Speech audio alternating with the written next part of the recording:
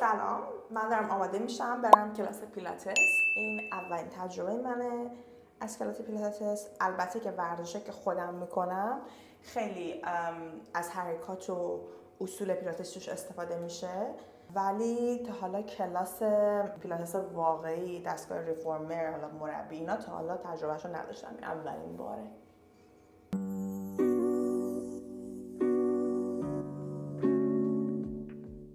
اولین باری که من اسم پیلاتس رو شنیدم تقریبا 10 سال پیش بود. من 15-16 سالم بود، بیشتر از 10 سال.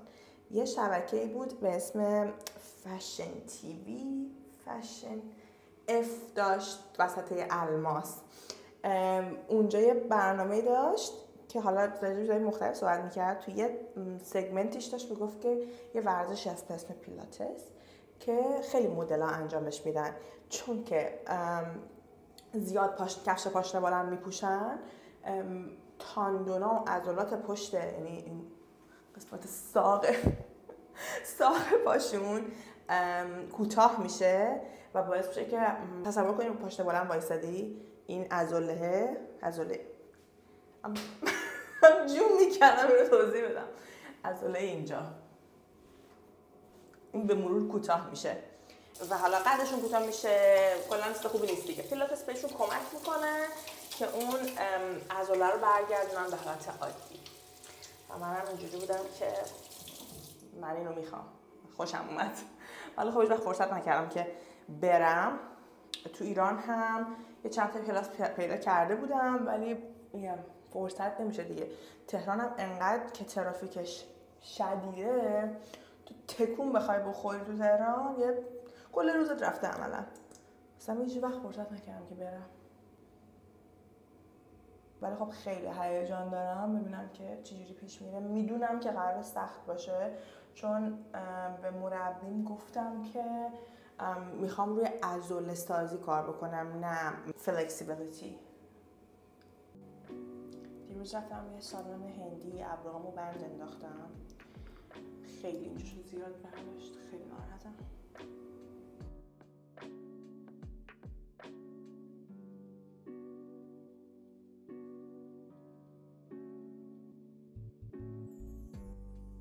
باورم نمیشه مثلا چند سال پیش اصلا من مدت طولانی کل زندگیم عملا اصلا بلاش از روژگونه استفاده نمی‌کردم. به نظرم خیلی چیز مسخره‌ای بود، ولی الان آرایش نکنم روژگونه رو میزنم. ریملم فقط برای این میزنم چون دارم فیلم میگیرم، بدون نمیزنم.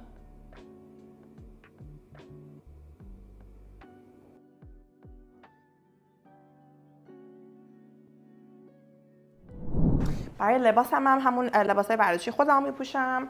البته دیشب خودم جایزه دادم چون خیلی ورزش کردم این مدت. رفتم 2 تا سپورتس برای جدید گرفتم. کش اینه، کشم مشکی هست. مشکی رو میخوام بپوشم. روی سپورتس برا هم یه تیشرت سفید ساده دیشب گرفتم از یونیکلو. جوراب هم یه چیز ساده میپوشم چون اونجا باید جوراب مخصوصی بگیرم گویا که گریپ داره و استکاک داره. روشم لگ وارمر گرفتم.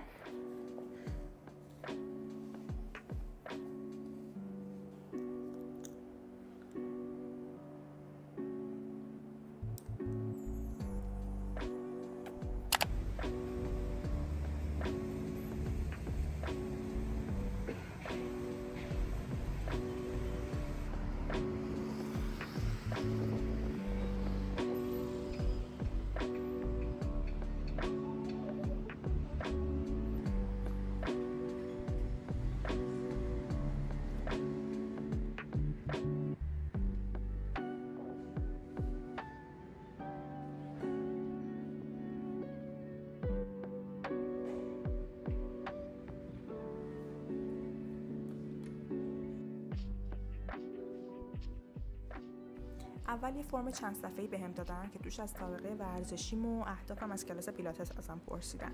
بعد ازم عکس گرفتن، مدل عکسای قبل و بعد، و همزمان مربیم اشکالات فرمم رو هم سنجید. اولیش خودم میدونستم که جلو بودن گردنمه و برای کار کردن با اسکرین و گوشیه. ولی دومیش خودم هم شوکه کرد. یه سمت لگنم کاملا بالاتر از اون یکیه، چون عضلات سمت چپ بدنم ضعیف‌تره.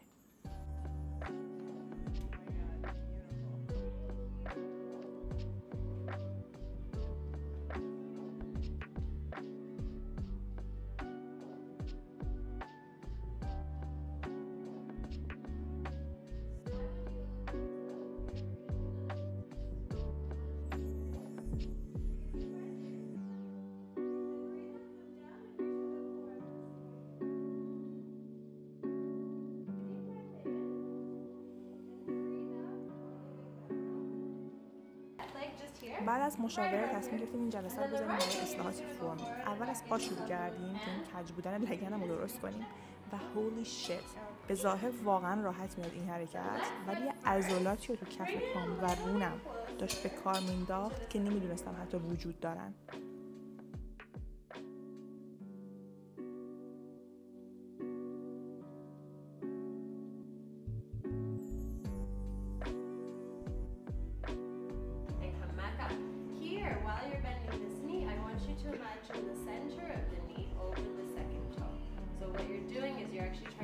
Twist it out while still pushing this down. Good. Come back up.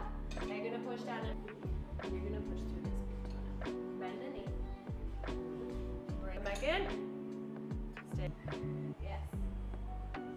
Back up. So now you've started to bend this leg. بعد 2 تا تمرین خیلی خوب بهم یاد داد. یکیش جلوی یه دیوار صاف و یکیش هم روی زمین، روی یه جسم محدبی که میبینین، ولی گوشیم تصمیم گرفت که شما لازم نیست ببینینش و اینجوری گوشیم افتاد و تصویری ازش ندارم، ولی خیلی خوب بود.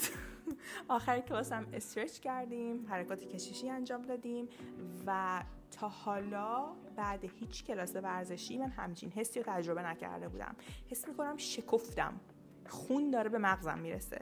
حس سرخوشی هورمون سروتونین بعد ورزش رو دارم، ولی بدون کوفتگیش. و با اینکه فردا از بانکوک میرم، ولی تو شهر بعد قطعاً پیلاتس رو ادامه خواهم داد. لایک و سابسکرایب یادت نره و برام کامنت بذار که تجربت از پیلاتس چیه و آیا این ویدیو بهت انگیزه داد که امتحانش بکنی؟